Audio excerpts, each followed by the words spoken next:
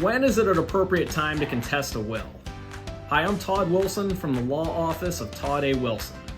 This is a question I get asked quite a bit, whether it's somebody's parent passed away, or a brother, sister, a surviving spouse, whatever the case may be.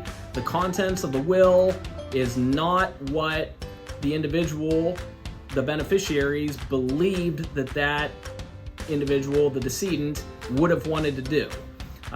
The issue becomes when we actually take that and contest it. So there's only a few reasons to contest a will in Texas.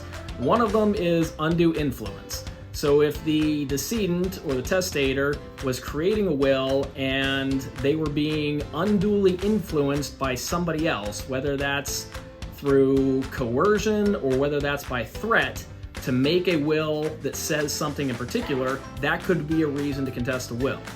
Another reason would be lack of testamentary capacity. If the testator had dementia or Alzheimer's or other mental issues that made it such that they could not actually understand what they were doing in creating the will, that may be a reason to contest it. Another one is fraud. Maybe the testator created a completely valid will or thought they did, but another individual substituted some pages or did something else fraudulent to make an otherwise valid will invalid.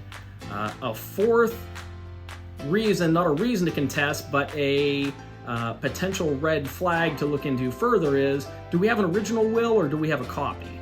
There's nothing wrong with probating a copy of a will, but if there are other questions about the will, that may be a red flag to lean a little bit further into potentially contesting. And a fifth consideration is timing.